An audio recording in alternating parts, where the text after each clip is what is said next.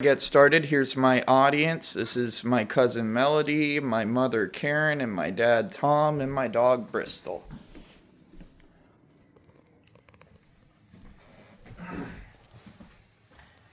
Hello, my name is Stephen Moran, and I am here to tell you why the Electoral College is a flawed system in need of reform.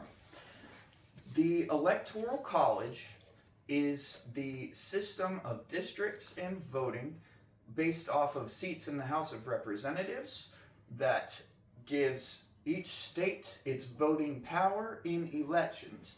And it has a federal level and a state level. Today we're going to be focusing on the federal level.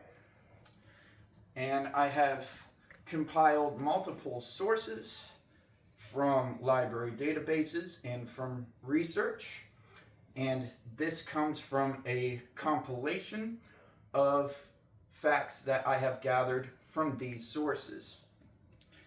So, according to both the Yale School of Law and as well as the Harvard Ash Center, which is run by the Kennedy School for Democratic Political Advancement and Development, the districts making up the college have been strategically drawn along racial boundaries and geopolitical lines.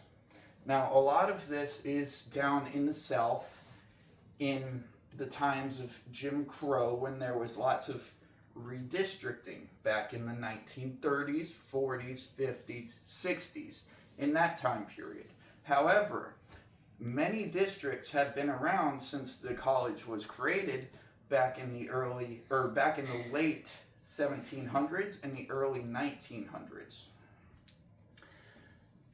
And it's more than just the districts that cause flaws in the Electoral College, because it comes all the way down to where your votes are being placed in the ballot box.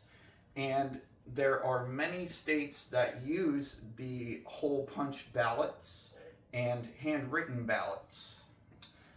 And my source, as written by Barbara Doherty, providers of vote counting machines have error rates of 0.01% to 0.1%.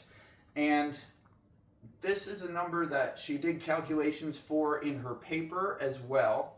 So it has been processed down further for more information, so it's more of a bite size.